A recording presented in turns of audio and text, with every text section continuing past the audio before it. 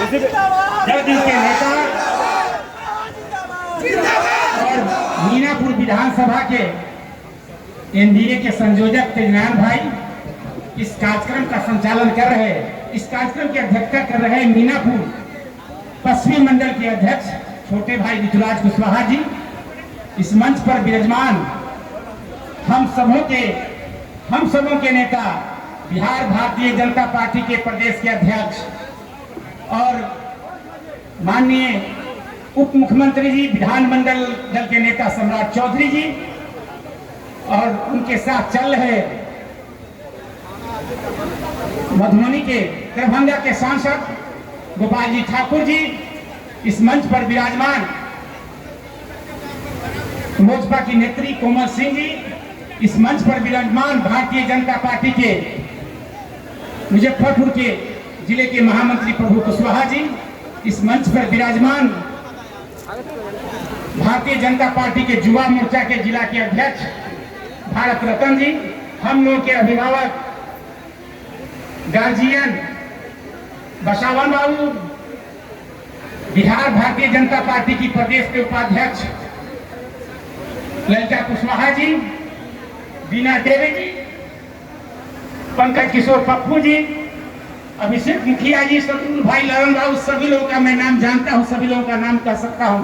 सभी मंच पर उपस्थित राष्ट्रीय जनतांत्रिक गठबंधन के नेतागण, इस जद्दूभरत किसान महाविद्यालय में मीनापुर के कोने कोने से आए हुए सभी माताओं बहनों नौजवान साथियों का मैं हार्दिक स्वागत, अभिनंदन, वंदन और चंदन करता हूं। मित्रों, ये चुनावी सभा है। हम सभी जानते हैं कि आगामी 25 मई को इस 25 मई को चुनाव होना है, जिसमें हम लोग की उम्मीदवार माननीय बीना देवी जी हैं, जिनका चुनाव चिन्ह हेलीकॉप्टर छाप है। मित्रों, मैं कहना चाहता हूं कि ये देश नरेंद्र मोदी जी के नेतृत्व में लगातार आगे बढ़ता जा रहा है। 10 सालों के शासनकाल में, मनमोहन सिंह के शासनकाल में जो देश की अर्थव्यवस्था 12वें स्थान पर थी, मात्र एक प्रदान दुनिया में उन्होंने आगे बढ़ाने का काम किया और 10 साल में देश 12वें स्थान से 11वें स्थान पर आया। लेकिन कोरोना जैसे महामारी के कारण अपना देश संकट से गुजर रहा था, दुनिया संकट से गुजर रही थी। उसके बावजूद भी नरेंद्र मोदी जी ने 11वें स्थान से 5वें स्थान पर लाने का काम किया और उनका सपना है कि 2027 तक, उनका संकल्प है 2027 तक दुनिया में भारत को तीसरी अर्थव्यवस्था बनाने का और 2047 तक विकसित भारत बनाने का, दुनिया में नंबर 1 बनाने का उनका सोच और संकल्प है। लेकिन और उनके बदौलत ही जब हम लोगों ने वोट किया, आप लोगों ने उनको वोट दिया, तो सारी गरीब कल्याणकारी योजनाएं उनके नेतृत्व में चल रही है और देश के लोग खुशहाल हो रहे हैं और आगे बढ़ रहे हैं। लेकिन मित्रों, दूसरे लोग सिर्फ भ्रम फैलाना चाह रहे हैं, कहते हैं कि संविधान खतरा में है, देश खतरा में है, लोकतंत्र खतरा में है। तो मैं आप लोगों को बताना चाहता हूं, आप लोगों को आगाह करना चाहता हूं कि किसी भी प्रकार के झांसे में नहीं आना है।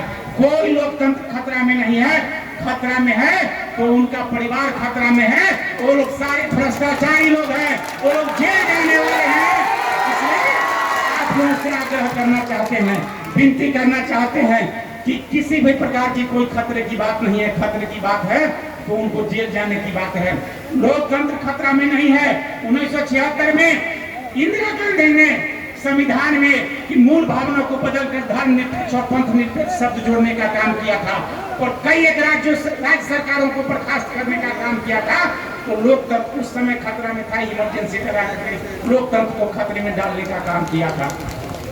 कोई संविधान खतरा में नहीं है, कोई आरक्षण खतरा में नहीं है। जिन्होंने कोई आरक्षण गरीब को नहीं दिया, जब 2090 से 2005 तक उनकी सरकार थी, लेकिन नरेंद्र मोदी जो गरीब का बेटा है, गरीबों के दुख दर्दों को समझता है, कश्मीर में 370 धारा हटा करके और दलितों को आरक्षण देने का काम किया। तो हमारे देश के प्रधानमंत्री माननीय नरेंद्र मोदी जी थे। देश के गरीब की चिंता करने वाला अगर कोई है तो नरेंद्र मोदी जी है, कोई दूसरा तीसरा नहीं है।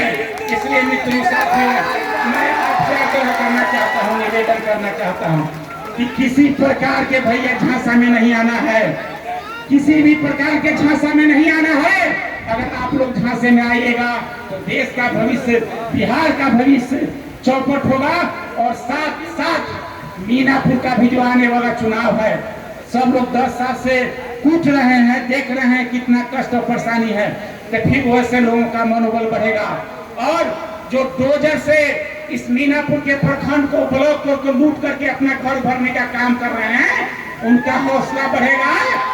इसलिए उनको भी सबक सिखाना है, उनको भी सबक सिखाना है। तो इस बार जो बीना जी का जो चुनाव चिन्ह है, जो ईवीएम में दूसरे नंबर पर है, जिनके सामने जो हेलीकॉप्टर छाप है 2 नंबर पर, उस पर बटन दबाना है। और माननीय नरेंद्र मोदी जी के जो सपना है कि अब की बार 400 पार, उसको संकल्प करने का काम वैशाली से पूरा करना है। इन्हीं बातों के साथ अपनी बातों को विराम देता हूँ। जय हिंद, जय भारत। बहुत